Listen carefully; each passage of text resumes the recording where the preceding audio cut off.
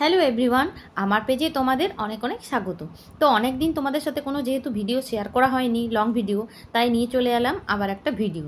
তো যদি ভিডিওটা ভালো লাগে তাহলে লাইক, কমেন্ট এবং শেয়ার করে দিও, আর ভিডিওটা শেষ পর্যন্ত দেখতে থাকো।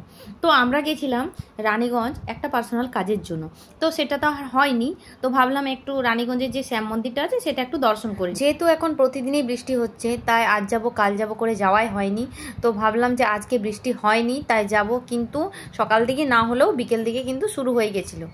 এখানে যে মন্দিরটা তোমরা দেখতে পাচ্ছ সেটা হচ্ছে সিয়ারসোলের পীর বাবার মন্দির। আমরা যখনকে পৌঁছাই তখনকে কিন্তু বৃষ্টি হালকা শুরু হয়ে গেছিলো, এই তোমরা দেখতেই পাচ্ছ।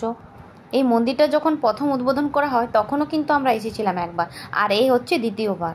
এখানে যে জায়গাটা তোমরা যেটা দেখতে পাচ্ছ সেটা হচ্ছে জুতো রাখার জায়গা। এটা কিন্তু প্রথমে ছিল না, এটা পরে করে আবার বানানো হয়েছে। তো মন্দিরে উঠতেই প্রথমে তোমরা পাবে সিঁড়ি, সেই সিঁড়ি দিয়ে আমরা উপরে উঠে গেছি দেখো। আর এত সুন্দর বন্ধুরা যে না এলে তোমরা বুঝতে পারবে না।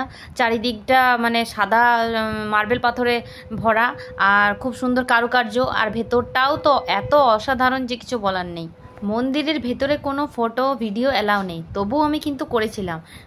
মন্দিরের বাইরে আমরা অনেকক্ষণ ছিলাম, কিন্তু বৃষ্টিটার কারণে আমরা দাঁড়াতে পারিনি, তাই ভেতরেই ছিলাম। অনেক আশা নিয়ে গেছিলাম যে ভালো ভালো পিকচার কালেক্ট করব, কিন্তু কিছুই হলো না। যাই হোক, ঠাকুরের দর্শন তো হলো। আর এইখানে দেখতে পাচ্ছ তোমরা, ওপর থেকে আমি কিছু ভিউ নিয়েছি দেখো। আর এই দেখো পেছনে আমাকে গার্ডটা বকবে, এবার তোমরা দেখতেই পাবে। তো বৃষ্টিকে উপেক্ষা করে শেষমেশ আমরা ওখান থেকে বেরিয়ে পড়লাম। আর যেহেতু বৃষ্টিটা স্টার্ট হয়ে গেছিলো, তো তারপর আমরা একটা দোকানে এসে আমরা চাটা খেয়ে ওখান থেকে আবার বেরিয়ে পড়লাম। তো বন্ধুরা, আমার এই ছোট্ট মিনি ব্লগটা কেমন লাগলো কমেন্টে জানিও। আর তাড়াতাড়ি তোমাদের জন্য আর একটা নতুন ব্লগ নিয়ে হাজির হব। ততদিন অবধি বাই, ভালো থেকো সবাই।